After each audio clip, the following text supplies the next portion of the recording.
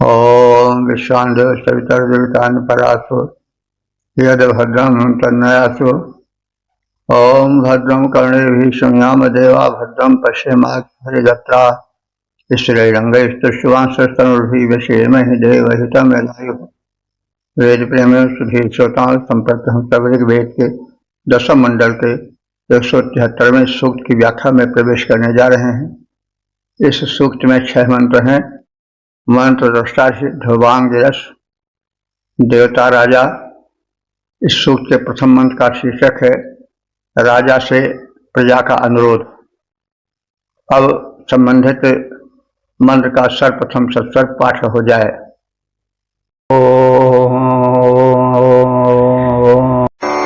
आत्मा आहर्षमन्तरे ध्रुवस्तिष्ठा विराजनिः विशस्ता सर्वा वाञ्छन्तमात्मत्राष्ट्रमधिभ्रशत।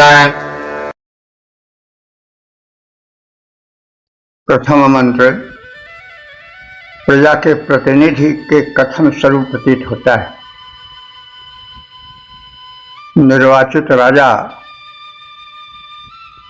से प्रजा का निवेदन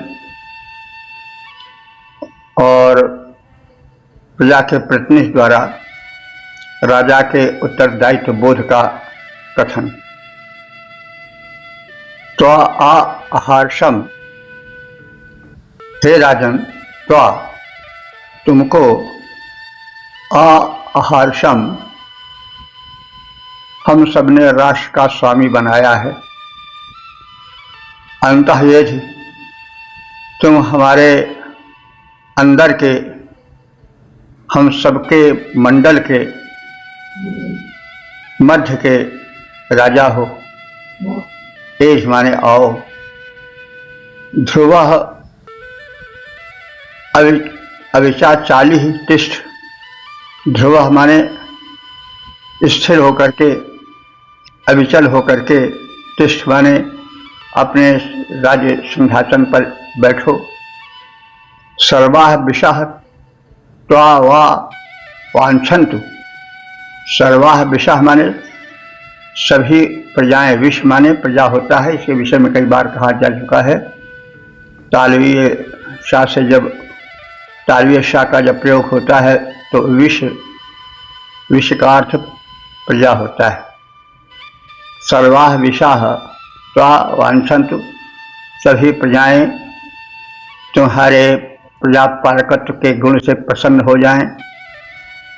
त्वत् राष्ट्रम मा अधिभ्रशत, तुम्हारे कारण राष्ट्र कभी भ्रष्ट न हो, कभी नीचे न गिरे, नीचा न देखे। हे राजन, तुम्हें राष्ट्र का स्वामी बनाया गया है। तुम हमारे राजा हो। तुम स्थिर अविचल होकर स्थिर रहो। समस्त प्रजाएं तुम्हारी आज्ञा का पालन करें, तुम्हें चाहें।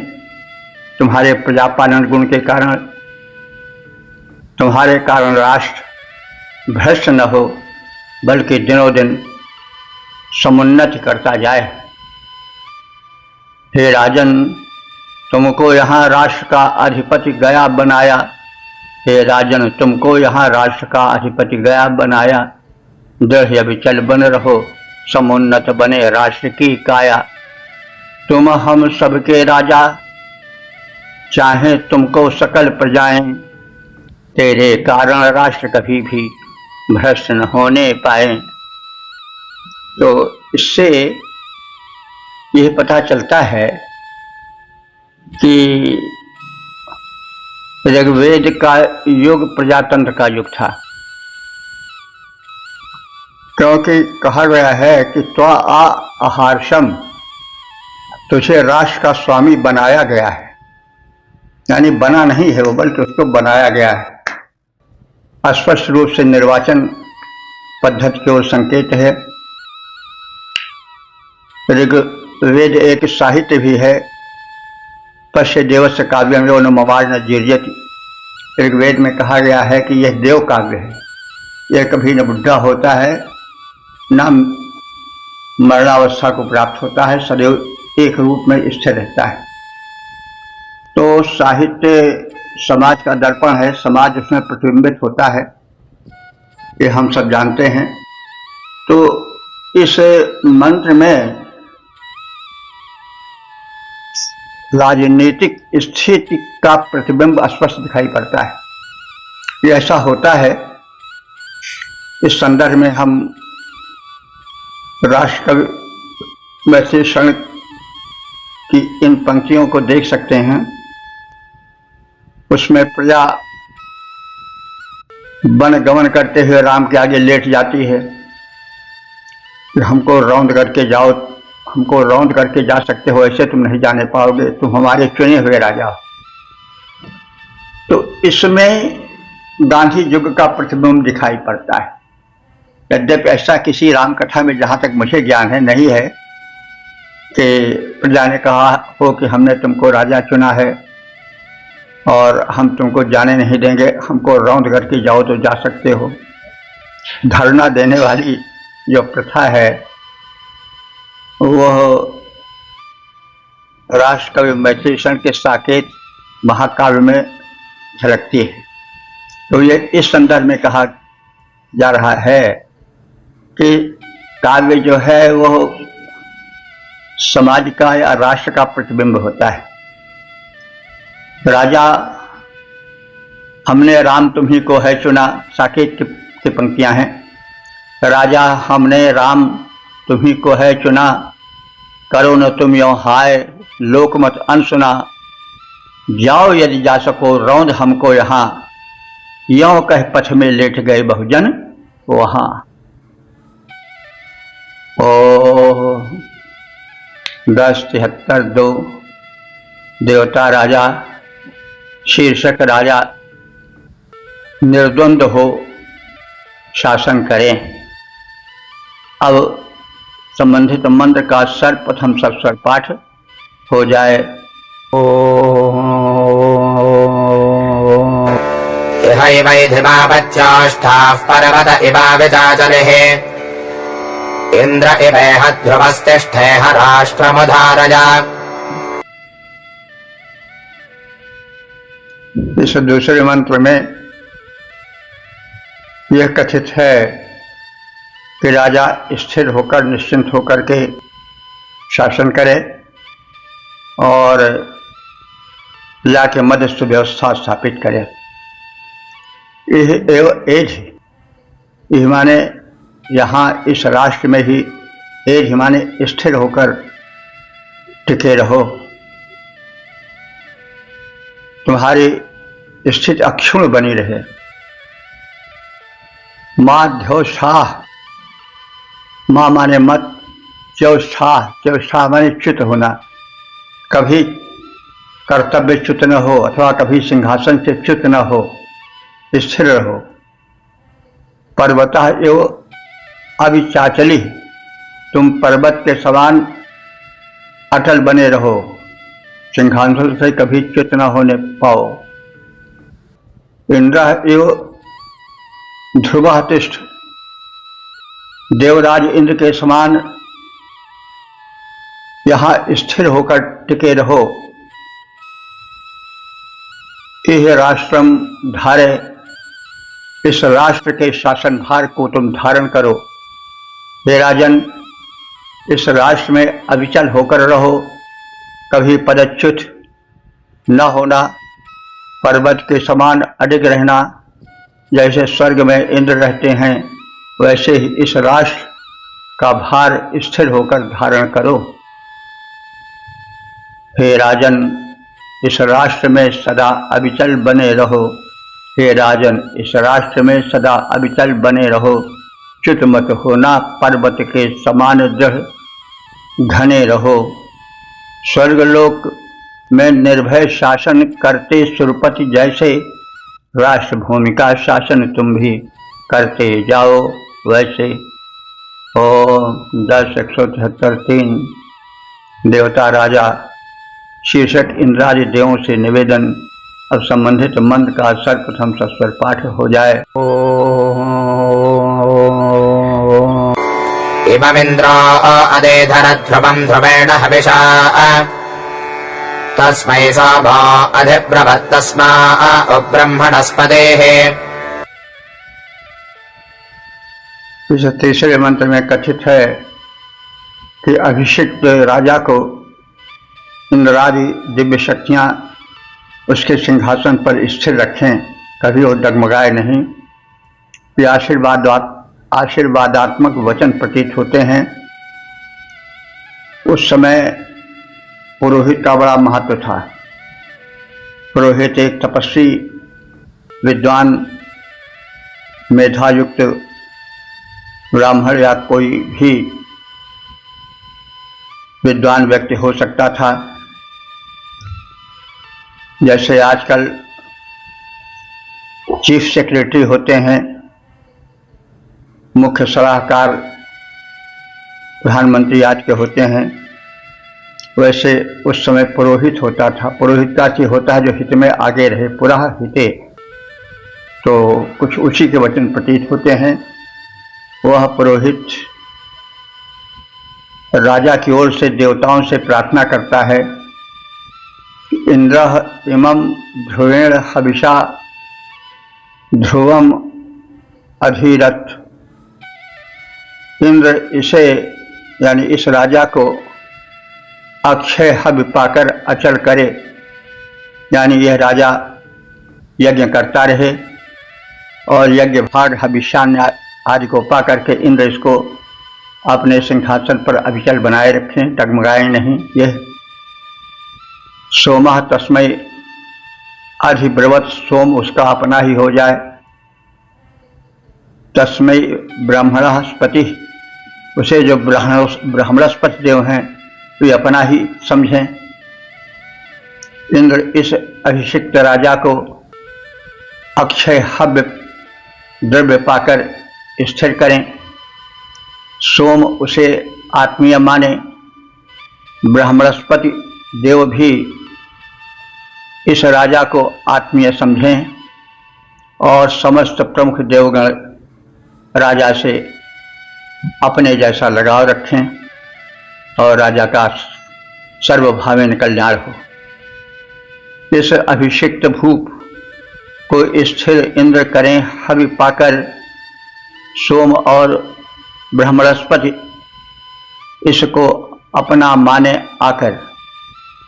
ओम 10 173 4 देवता राजा शीर्षक राजा के स्थिरता की कामना।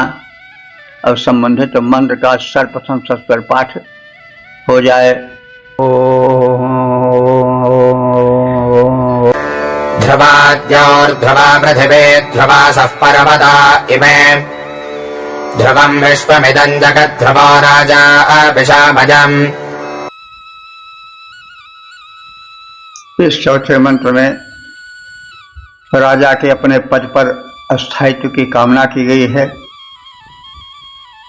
और यह कहा गया है कि जिस प्रकार से देव ध्रुवा द्युलोक स्थिर है, वो ज्यों का त्यों टिका हुआ है, ध्रुव है। पृथ्वी ध्रुवा, जिस प्रकार से पृथ्वी ध्रुव है, बने अपने ही स्थान पर टिकी है, अपने ही स्थान पर स्थिर है। स्थिर है का मतलब हुआ कि चल रही है, लेकिन उसकी जो परिधि है, भ्रमण कक्षा है, वो स्थिर है। तो पृथ्वी ध्रुव जिस प्रकार से है, पर्वता ध्रुवासा, जिस प्रकार से पर्वत के वृंद अचल हैं, स्थिर हैं।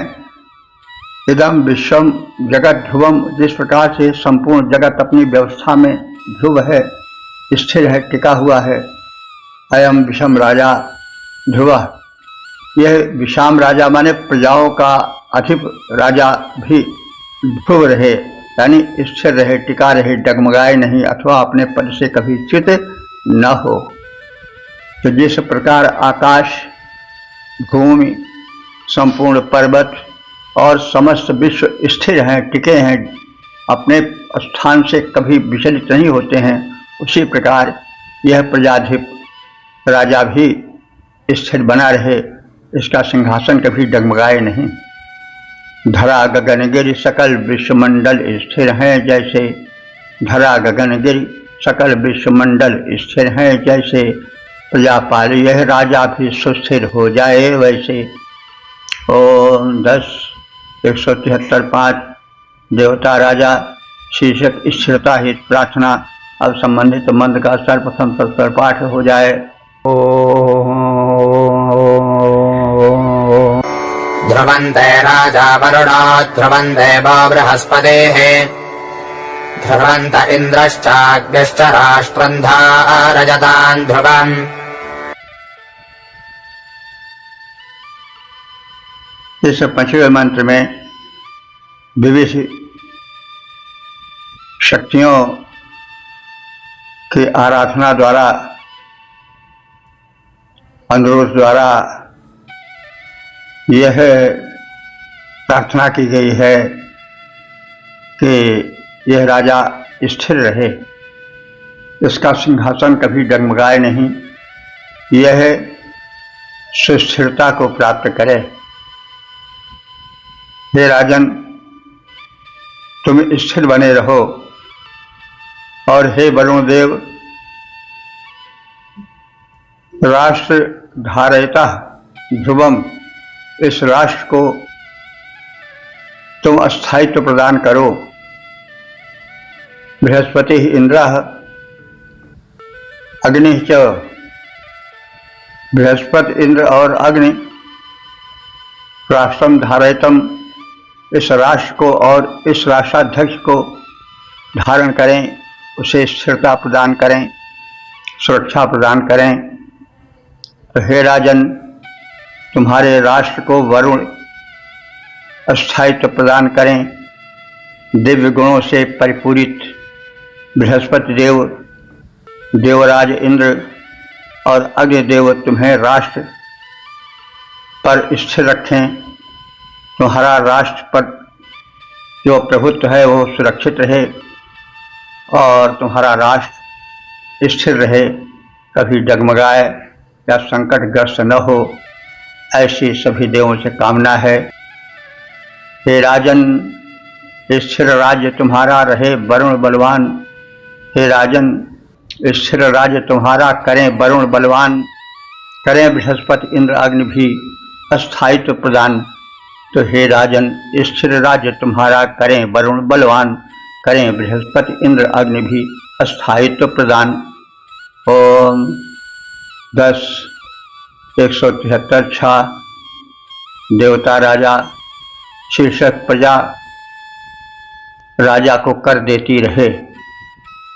और संबंधित मंत्र का सर्वप्रथम सत्सर पाठ हो जाए।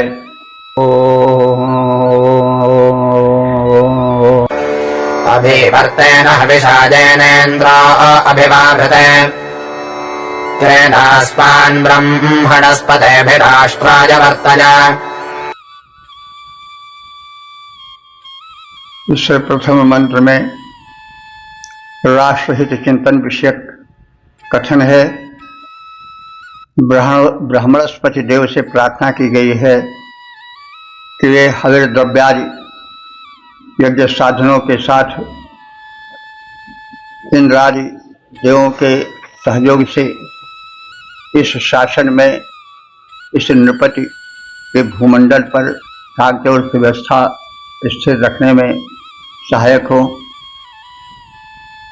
तो ब्रह्मणस्पति, हे ब्रह्मणस्पति नाम के प्रधान देव, येन अमीवर्तेन हविषा इंद्र अभिवावृधे, जिस हविर द्रव्य के साथ इंद्र के पास हम जाते हैं और इंद्र का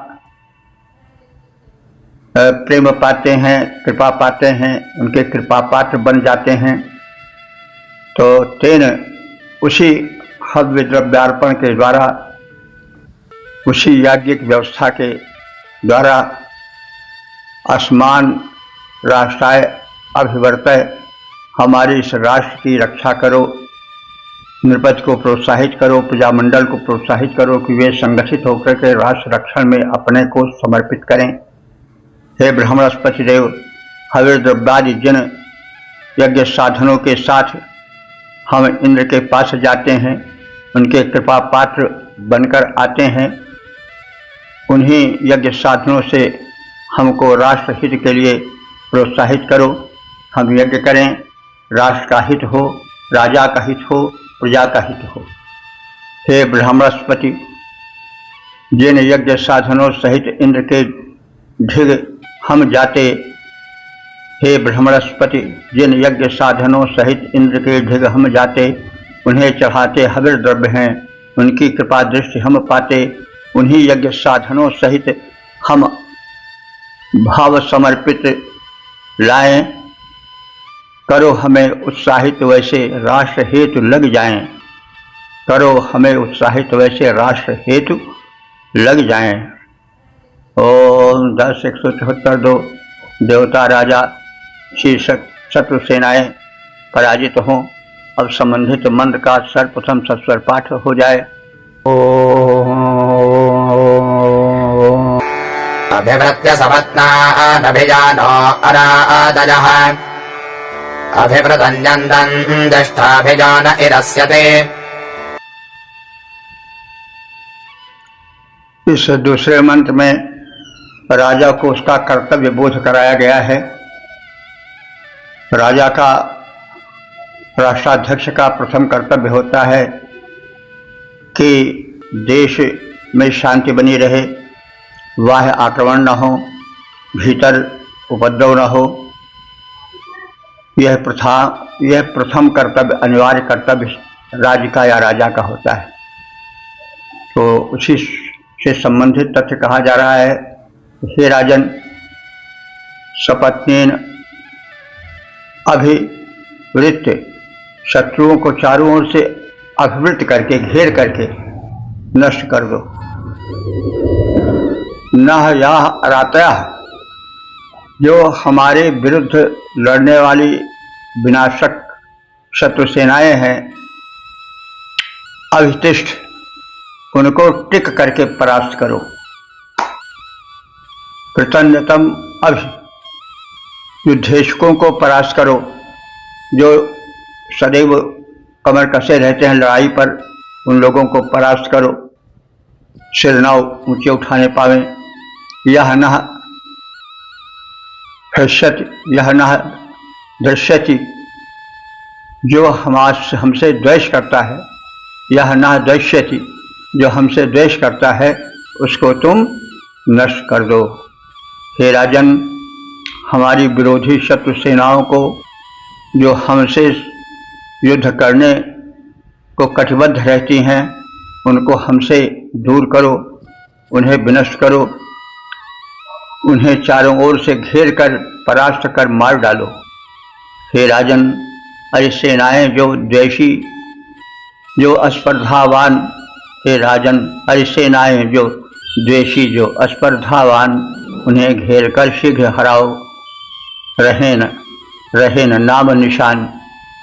10-173 देवता राजा शीर्षक शासन में सहयोग। अब संबंधित मंत्र का सर्वप्रथम सस्वर पाठ हो जाए। अभित्वा देवः सविताभिसामा अभिवृतत अभित्वा विश्वा भूतान्यभिभर्तो यथा ससे। इस तीसरे मंत्र में नृपति अपने शासन पर बना रहे, सिंहासन उसका डगमगाए नहीं। एकदर्श देव शक्तियां इस राजा की सहायता करें। हे राजन, तुम्हारे हित में, तुम्हारे संरक्षण में देवता सविता अभिवृतन तुम्हें राष्ट्र प्राप्त कराएं, यानी तुम्हें राष्ट्राध्यक्ष बनाए रहें। सोम देवता विश्वाभूतानि, संपूर्ण प्राणी, यथा जिससे अभिवर्तः असस, जिससे तुम अपने सिंहासन पर बने रहो, उसके लिए वे सब भांति भांति की मनोकामना करके तुम्हारे सिंहासन को सुदृढ़ रखने की इच्छाएं करती रहें। सर्वसत्ताधारी तुम बने रहो। हे राजन, सविता देवता, सोम देवता तथा समस्त प्राणी समुदाय तुम्हें शासनारूढ़ होने में सहयोग करें। तुम्हारा सिंहासन डगमगाए नहीं। तुम सिंहासन पर अपने स्थिर बने रहो। इनकी सबकी अनुकूल इन सबकी अनुकूल दृष्टि को पा करके तुम भली भांति कुशलता पूर्वक शासन करते रहो और इन सबके अनुकूल रहने से तुम सब या हे नृपति तुम पूर्ण रूप से शासन करने में सक्षम बने रहोगे। तुम्हारा समस्त शासन मंडल जो है, शासन के कर्मचारी जो हैं, अधिकारी जो हैं, वे सदैव सक्रिय बने रहेंगे और इसके हेतु हम सविता देवता, सोम देवता तथा समस्त प्राणी समुदाय से प्रार्थना करते हैं कि वे तुम्हें अपनी शुभकांक्षाएं समर्पित करते रहें। सविता सोम सकल प्राणी अनुकूल तुम्हारे हो जाएं हे राजन। सविता सोम सकल प्राणी अनुकूल तुम्हारे हो जाएं हे राजन। हो सहयोग, आप और शासन सूत्र चलाएं। 10:174 देवता राजा शीर्षक राजा का शत्रुहीन होना। अब संबंधित मंत्र का सर्वप्रथम सब पाठ हो जाए।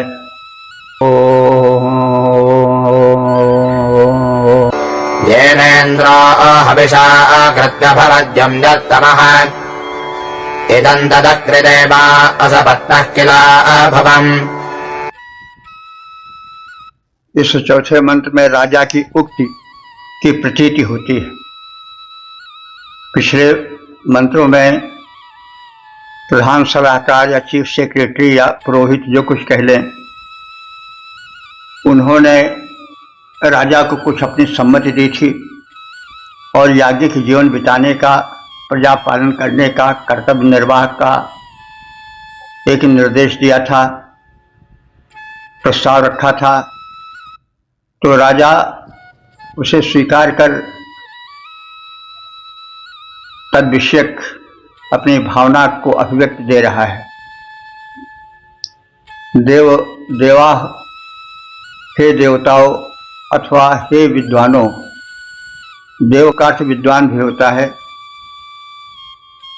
दानात देवा, जो देव ही देव है, तो विद्वान रास्ता दिखाते हैं, अपने उपदेश द्वारा भूलों को सुधारने की भूमिका तैयार करते हैं, इसलिए वे भी देव हैं।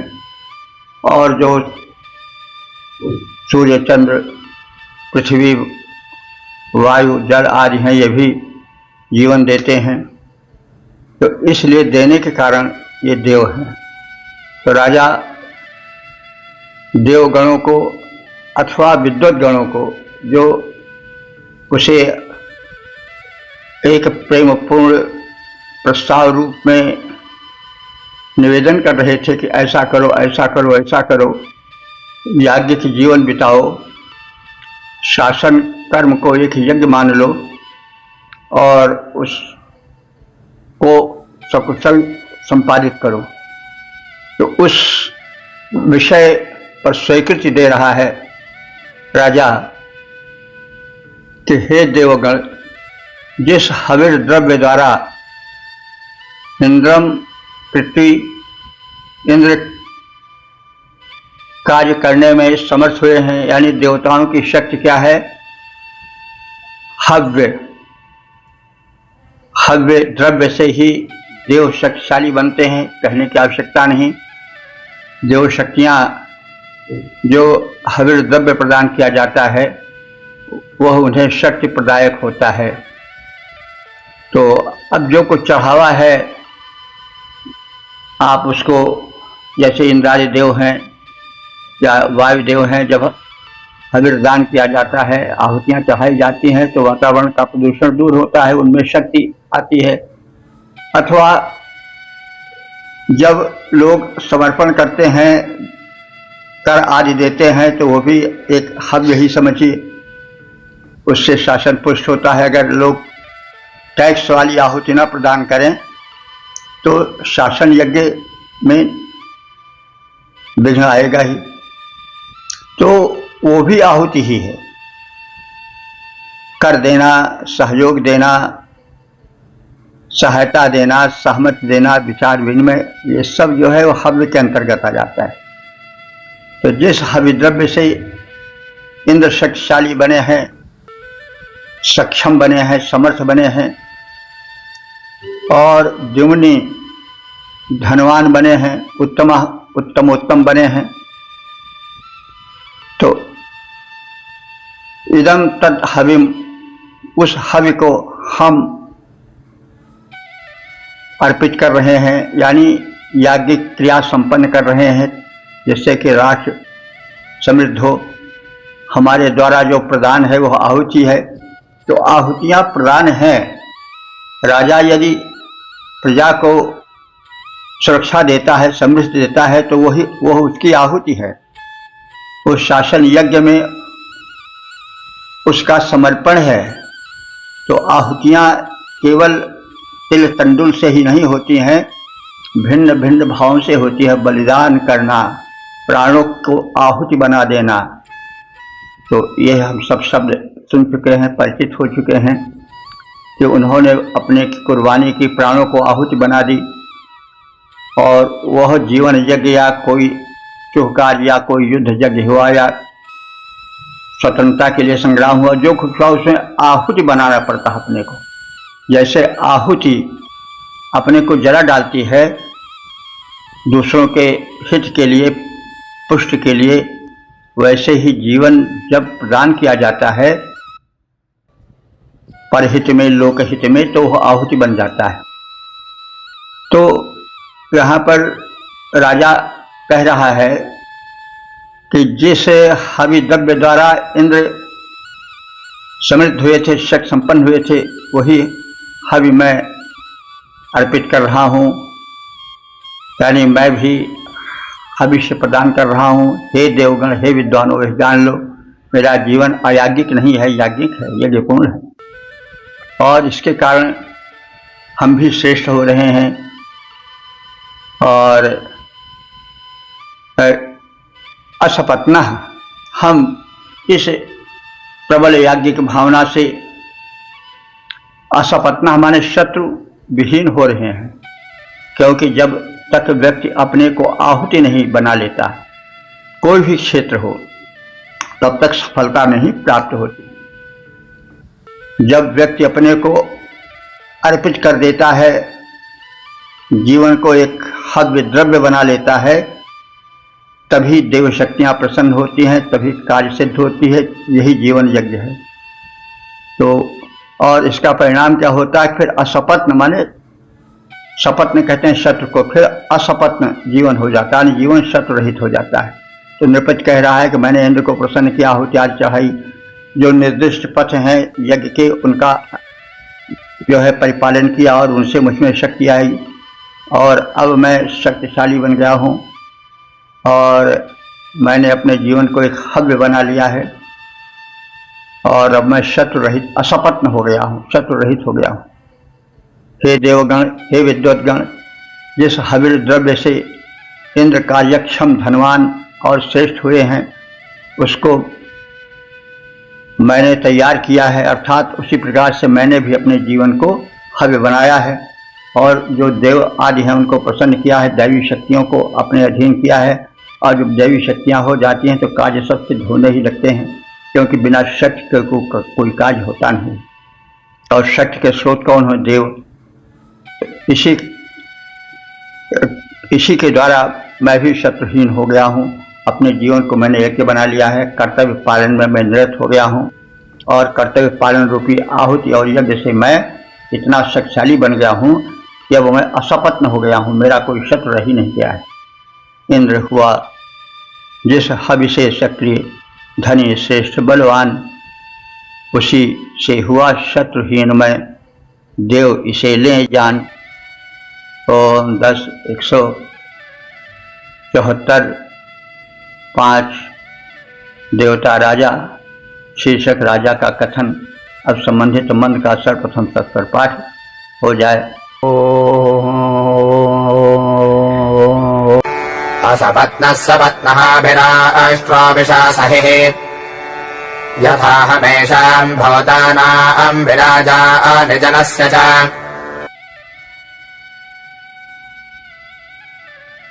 इस 5वें मंत्र में भी सिंहासनारूढ़ राजा के आश्वासन वचन हैं।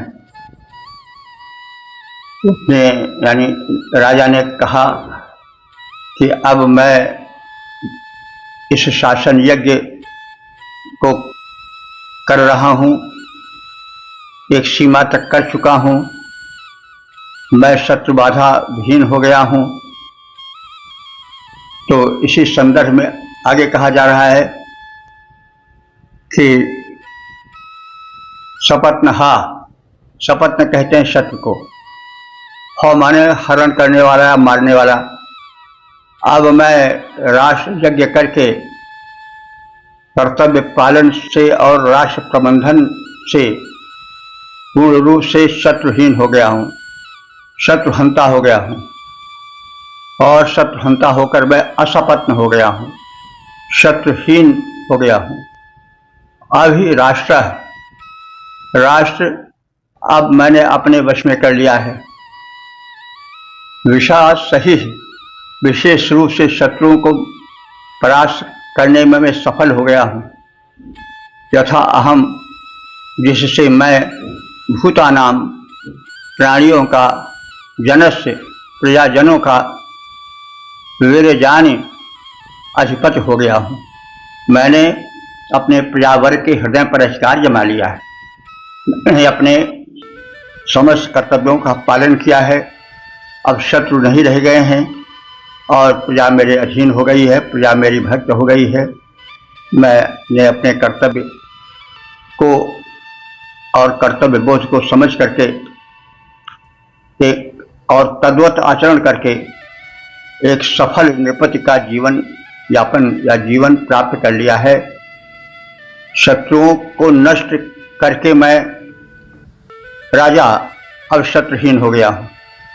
जब राष्ट्राधिपति होकर मैं विशेष रूप से शत्रुओं को परास्त करने वाला हो गया हूँ, तब मैं अब अपने कर्तव्य के पालन में अपने को सक्षम समझने की स्थिति में हो गया हूँ। मैं प्राणियों और प्रजाजनों का स्वामी बन चुका हूँ। मैंने उनके हृदय पर अधिकार प्राप्त कर लिया है। शत्रु निहंता शत्रुहीन नृप, अब मैं हो आया, मैं राजा शत्रु निहंता शत्रुहीन, अब मैं हूँ हो आया। राष्ट्राध्यक्ष बना रिपुओं को कर पद दलित हराया। प्रजाजनों का सकल प्राणियों का सरताज बना हूँ, राजा बनकर भूमंडल का स्वामी आज बना हूँ। इस प्रकार से हमने ऋग्वेद के दशम मंडल के 174वें सूक्त का संक्षिप्त ज्ञान प्राप्त किया। अब इसी क्रम में हम आगे बढ़ रहे हैं और ऋग्वेद के दशम मंडल के 175वें सूक्त की व्याख्या में प्रवेश करने जा रहे हैं। इस सूक्त में 4 मंत्र हैं और देवता ग्रावा हैं। और इस सूक्त के प्रथम मंत्र का शीर्षक है तोम रस निचोड़ना। अब संबंधित मंत्र का सर्वप्रथम तत्पर पाठ हो जाए। प्रवाक्रावाणः सविता देवः स्वपतु धर्मणा धर्षयद्यध्वं सुनता। ग्रावा कहते हैं उस पत्थर को जो सोमलता को कूट करके उससे सोमरस निकालता था। तो हमारे यहाँ यह प्रथा है और सनातन में जड़ को भी सम्मान दिया जाता है। वो जड़ है इसलिए उसका सम्मान न किया जाए यह कोई सही नहीं है। वैसे आप समझें, अगर आप अपने कुर्ता को, धोती को, पैंट को, टाई, सूट वूट जो कुछ है, जूता से लेकर मोजा तक, उसको अगर ठीक से नहीं पहनेंगे, उसके साथ दुर्व्यवहार करेंगे, उसको स्वच्छ नहीं रखेंगे, तो वह आपसे अपना बदला लेगा, भरी सभा में आपकी बेइज्जती कराएगा। तो इसलिए हमें जड़ की उपेक्षा नहीं करनी चाहिए और उसे भी अपना सहयोगी मान करके जो हमारे काम में वो आ रहा है। चेतन जो है वो भले विद्रोह कर दे, लेकिन जड़ तो विद्रोह नहीं करता है। वो तो जैसे आपने कहा वैसे तत्पर हो गया कार्य के लिए, तो उसके प्रति कृतज्ञता आवश्यक है। और उससे आप बहुत दूर की देखें तो इसको कहते हैं किसी चीज को मतलब वेल मेंटेन करना, तो मेंटेनेंस से इसका संबंध है। हमारे यहाँ विवाह शादी आदि पर सूप की, ओखली की, पहरुआ यानी मूसल की, सबकी आरती उतारी जाती थी, सम्मान होता था, संबंधित गीत गाए जाते थे। आज भी होली या मतलब खास तौर से दिवाली में हम लोग दीपक जलाते हैं, सब जगह सभी वस्तुओं पर जो हमारी उपयोग की हैं उन पर दीप रखते हैं स्वागतार्थ शुभ के लिए। तो इस प्रकार से ग्रावा पत्थर उपयोगी पत्थर था, और पहरुआ टाइप का या बेलन टाइप का, मूसल टाइप का एक काटा छाटा पत्थर रहता था जो बड़ा पूज्य माना जाता था, और जो प्रधान पुरोधा था उसकी देखरेख में वो सुरक्षित रखा जाता था। जब यज्ञ का अवसर आता था तो वह ग्रावा या मूसलाकार पत्थर लाया जाता था यज्ञ भूमि पर, और उससे सोमलता कूटी जाती।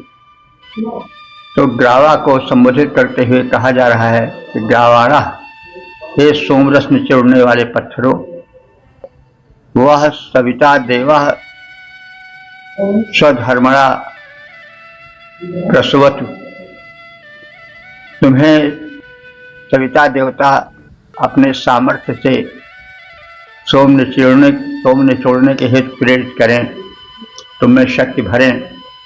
धूर्षु, धूर्ष माने सोम निचोड़ने का स्थान, धूर्ष युजध्वम, तुम सोम निचोड़ने के स्थान पर टिक कर रहो, स्वकर्म और स्वकर्म में रत होकर सोम को निचोड़ो।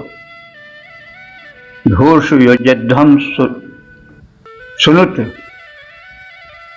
तो निचोड़ने के स्थान पर रहकर टिक कर तुम स्वकर्म में सोम निचोड़ने के कर्म में निरत रहो। हे सोम निचोड़ने वाले पत्थरों, सविता देवता स्वसामर्थ्य से तुमको सोम निचोड़ने के कार्य में प्रेरित करें, तुम निचोड़ने के स्थान पर टिककर स्वकर्म में नियुक्त होकर सोमरस निचोड़ने का कर्म संपन्न करो। हे ग्रावा, सोमाभिषव में प्रेरित कर सविता तुम्हें लगाएं। हे ग्रावा, सोमाभिषव में प्रेरित कर सविता तुम्हें लगाएं, तुम स्वकर्म में रत हो जाओ, सोम निचोड़ा तुमसे जाए। ओम 10 175 2 देवता ग्रावा शीर्षक ग्रावा से निवेदन। अब संबंधित मंत्र का सर्वप्रथम सत्सर पाठ हो जाए। ग्रावाणो अपदुच्छनापसेथ तदुर्मतिम् पुस्राः कर्तन भेषजम्।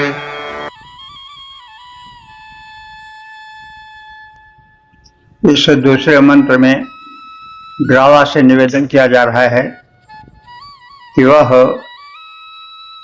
दुख रहित जीवन दे, प्रजाओं से दुख दूर रहे, और जो गोधन है वह सदैव हमारे हित में संलग्न रहे, औषधि का काम दे। तो ग्रावाणा, हे सोमलता कूटने वाले ग्रावा नाम से संबोधित होने वाले पाषाणों, दक्षुणाम अब से दक्षुणा कहते हैं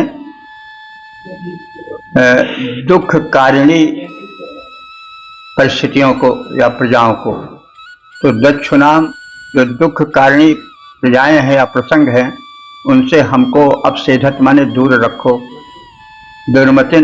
दुर्मतिम अप, दुर्बुद्धियां हमसे दूर करो, हमें सद्बुद्धि आती रहे।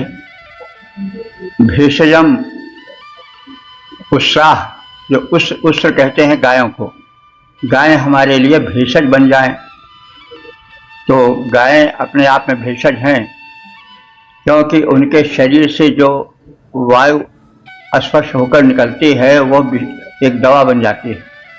तमाम लोग गायों के कंधे को सुहलाते हैं, इसलिए कि उनकी व्याधियां उससे हट जाती हैं।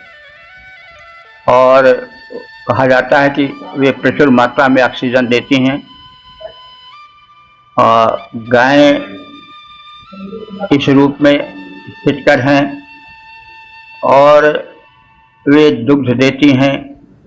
उनका दुग्ध अमृतवत है, उनका गव्य भी अमृत है, मल और मूत्र भी गायों का औषध रूप में प्रयोग होता है।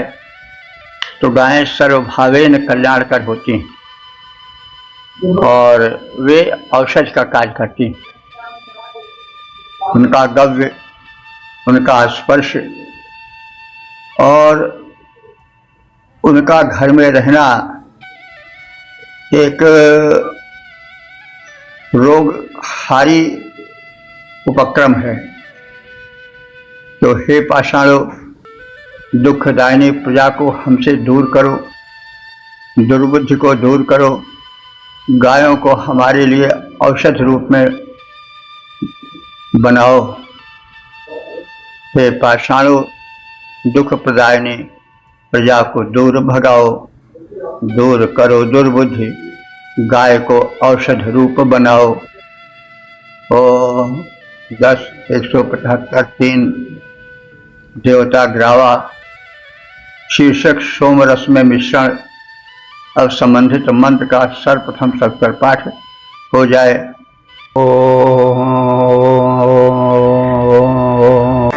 ग्रावाण उपरेष्वामहे यन्ते सजोषसः वृष्णे दधतो वृष्ट्यम्।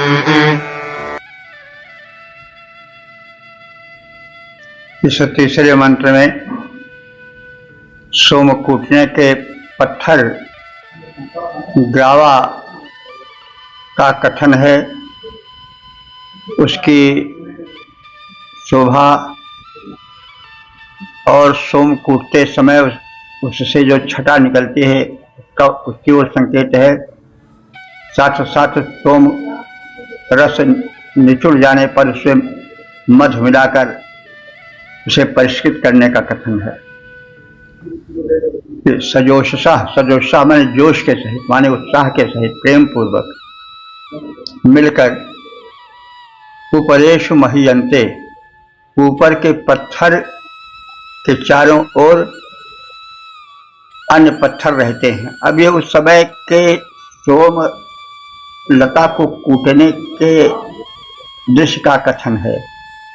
तो यज्ञ बड़े व्यापक रूप से होता था।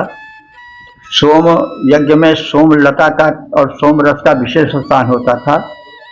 तो एक प्रधान सोम रस कूटने वाला बीच में होता था, जो जरा ज्यादा पहलवान टाइप का होता था। वो मोटे पाषाण खंड को लेकर, ग्रावा को लेकर के सोम कूटता था, उसका हाथ ऊंचे उठता था। अन्य लोग उसके चारों ओर बैठ करके सोमलता को कूटते थे ग्रावा के द्वारा, तो उनका हाथ उठता था। तो जो बीच वाला हाथ उठता था ऊंचे होता था, उसी की छटा को खींचने की चेष्टा इस मंत्र में है कि पाषाण परस्पर मिलकर ऊपर के एक विस्तृत पाषाण के चारों ओर सुशोभित होते हैं।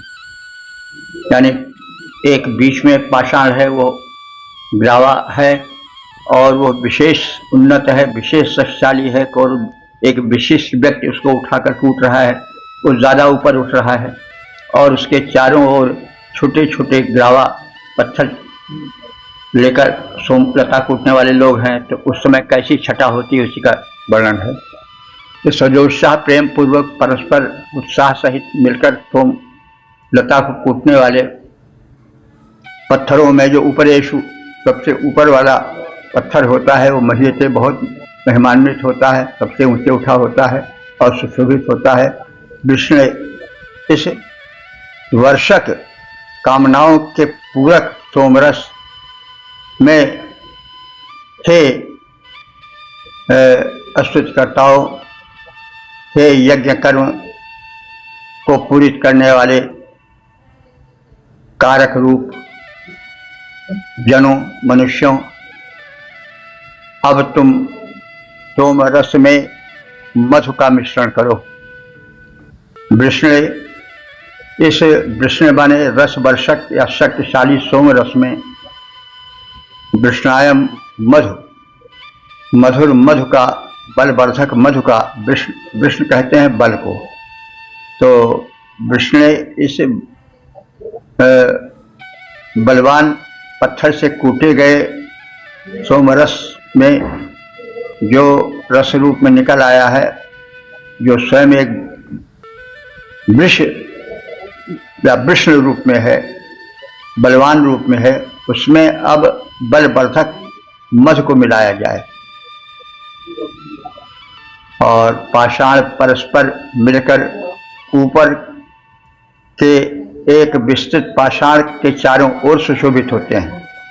पाषाण परस्पर मिलकर जब ऊपर नीचे उठते हैं, सोमलता को कूटते हैं, तो उसमें एक पाषाण ऐसा होता है जो सबसे ऊपर दिखाई पड़ता है और सुशोभित होता है।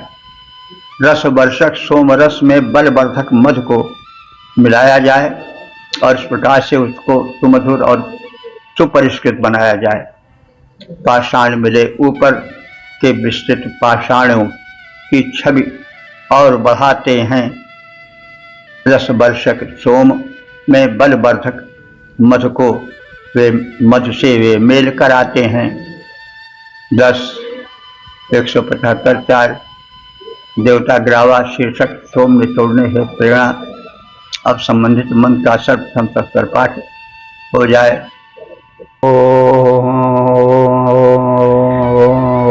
ग्रावाणः समितानुवो देवः स्वमधुधर्मणा यजमानाय सुन्वते। इस चौथे मंत्र में, जो कि समापन का मंत्र है, इसमें ग्रावा से निवेदन है कि वे सविता देवता को प्रसन्न करें और सविता देवता उनमें प्रेरणा भरें, उनमें सोम निचोड़ने की अत्यधिक क्षमता लाएं। ग्रावाणा, हे सोम रस निचोड़ने वाले, सोमलता को कूटने वाले ग्रावा नामधारी पाषाणों, सविता देवः सुन्वते यजमानाय, सविता देव को सोम निचोड़ने वाले यजमान के लिए तत्पर करो, वे उस पर कृपा दृष्टि करें। वह तुम्हें हे ग्रावा पाषाणों धर्मणा, वे सविता देवता अपने धर्म माने अपने धारक क्षमता द्वारा तुम्हें क्षमता भरें और सुवतु तुम्हें सोमलता कूटने के लिए, सोमरस निचोड़ने के लिए प्रेरित करें। हे पाषाणु, सविता देवता स्व सामर्थ्य से तुम्हें यजमानों के लिए सोम निचोड़ने हेतु प्रेरित करें। हे पाषाणो अब सविता निज बल को यों प्रकटाएं। हे पाषाणो अब सविता निज बल को यों प्रकटाएं। तुम्हें यजमानों के हेतु सोम अभिषव प्रेरणा जगाएं। इस प्रकार से हमने इस सत्र में, इस बैठक में ऋग्वेद के दशम मंडल के 173, 174, 175 संज्ञक सूक्तों का संक्षिप्त अध्ययन किया। शब्दार्थ भावार्थ आज से परिचय प्राप्त किया। इन 174, 175 मंत्रों में क्रमशः 6, 5, 4 मंत्रों का समवाय है। कुल 15 मंत्र हुए हैं और इस प्रकार से समग्र मंत्रों की संख्या हो चुकी है 10,500। यह परम कृपा है, यह भगवत कृपा है, साक्षात वेद भगवान की कृपा है। तो अब इस बैठक में हम संक्षेप में इन 3 सूक्तों का सारांश भी जान लें। प्रथम जो 2 सूक्त हैं वो राजा से संबंधित हैं। उनसे यह प्रकाश मिलता है, यह ज्ञान होता है कि ऋग्वेद युग में प्रजातांत्रिक व्यवस्था थी। राजा चुना जाता था और उससे अनुरोध किया जाता था कि वो न्यायपूर्वक प्रजा पालन करे, शत्रुओं का दमन करे, आसुरी शक्तियों को हराए, परास्त करे और प्रजा पालन प्रेम पूर्वक करे, याज्ञिक जीवन बिताए और भिन्न भिन्न देव शक्तियों को प्रसन्न रखे, यानी अपना जीवन आध्यात्मिक जीवन बिताए। शक्ति संपन्न जीवन के साथ साथ अध्यात्म बल भी आवश्यक है और प्रजा पालन का अपना कर्तव्य निभावे। राजा अपने को शक्तिशाली बनावे, अपने को आहुति बना दे राष्ट्र पालन के हेतु और भिन्न भिन्न दिव्य शक्तियों का आराधन करे, उनसे बल प्राप्त करे और प्रजा के हित में अनवरत संलग्न रहे। इस प्रकार से निर्वाचित राजा ऋग्वेद काल में किसी प्रधान पुरोहित अथवा अपने निकट के सलाहकार से सलाह लेता था, वह उसे मार्गदर्शन देता था, दिग्दर्शन उसका करता था और बताता था कि शत्रु संहार, प्रजा रक्षण उसका प्रथम कर्तव्य है। और प्रजा से भी यह कहता था कि वो राजा को कर दे, क्योंकि कर व्यवस्था से ही शासन व्यवस्था हो सकती है। तो इसके साथ ही साथ राजा भी अपने कर्तव्य के विषय में कहता है कि मैं जैसा प्रकाश पा रहा हूँ विचारों का, जैसा मुझे प्रधान पुरोधा या सलाहकार हमें सम्मति दे रहे हैं, वैसे मैं उसका पालन कर रहा हूँ, शत्रुओं को परास्त कर रहा हूँ। अब राष्ट्र जो है शत्रुहीन हो गया है, प्रजा सुख शांति की निद्रा ले सकेगी और राष्ट्र सुरक्षित शोभा पाएगा और उसमें कहीं किसी प्रकार की अराजकता नहीं रहने पाएगी। तो प्रजा धर्म, राजा धर्म दोनों का इन दोनों सूक्तों में दिग्दर्शन है। और जो ग्रावा है, जो सूत्र संख्या 175 में 4 मंत्रों वाला है, उसमें सोमलता को बिछुड़ने वाले पत्थर के विषय में बातें कही गई हैं। वह जड़ होते हुए भी उपयोगी है, उसकी साज संभार, उसके प्रति पूज्य भावना रखना व्यक्ति का धर्म है, क्योंकि वो कार्य संपादन करता है वो चेतन नहीं है तो भी सम्मान में कमी नहीं होनी चाहिए। अचेतन भी मेंटेनेंस मांगता है, स्तुति एक तरह से मेंटेनेंस ही है। तो इस प्रकार से हम सब इन दोनों महत्वपूर्ण सूक्तों का, जिसमें कि नृपति धर्म का वर्णन है, उसका ज्ञान प्राप्त किया। और ये विशेष ज्ञान प्राप्त किया कि ऋग्वेद काल में राजा का चुनाव होता था और राजा प्रजा के प्रति उत्तरदायी होता था। प्रधान पुरोधा, या जिसको हम आज का चीफ सेक्रेटरी कह लेते हैं, वो सलाह देता था, उस सलाह का समादर करता था राजा और इस प्रकार से शासन सूत्र चलाता था। वो वचन देता था कि मैं प्रजा को निर्भय रखूंगा, शत्रु शून्य करूंगा, और कहता है कि हमने प्रजा को शत्रु शून्य कर दिया है। अब हमारा और प्रजा का कोई शत्रु नहीं रह गया है। तो इस प्रकार से हम इस प्रमुख बैठक में, सत्र में बहुत ही ऐतिहासिकता से पूर्ण ज्ञान प्राप्त किया। एक युगीन व्यवस्था से परिचय प्राप्त किया। और एक निवेदन हम यह भी करना चाहते हैं कि जो भारतीय इतिहास है वह ऋग्वेद काल से लिखा जाए। हम लोग आलस्य कहिए या उपेक्षा कहिए, ऐसा नहीं कर पा रहे हैं। ऋग्वेद काल में एक उच्च सभ्यता पन रही थी, उसकी महत्ता से हम अपरिचित हैं, इसलिए हम अपने में क्षीणता ग्रंथ से जकड़े हुए एक रूप को देख रहे हैं। तो वैदिक ऋग्वेद काल से इतिहास लिखा जाना चाहिए और ऐसा न होने पर हम एक उच्च कोटीय सभ्यता से अपरिचित रहते हैं। हमारे आत्मविश्वास से कुछ छीना हुआ सा प्रतीत होता है। अंग्रेजों ने जो लिख दिया उसी पर हम टिके हैं।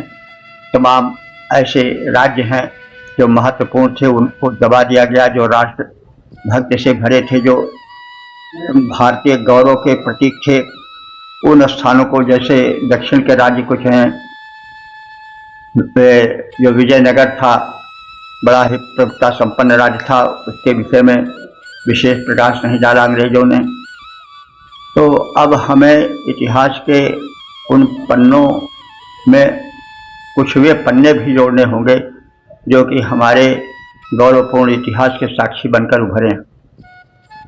इस निवेदन के साथ ओम सर्वे भवन्तु सुखिनः, सर्वे सन्तु निरामयाः, सर्वे भद्राणि पश्यन्तु, मा कश्चित् दुःख भाग् भवेत्।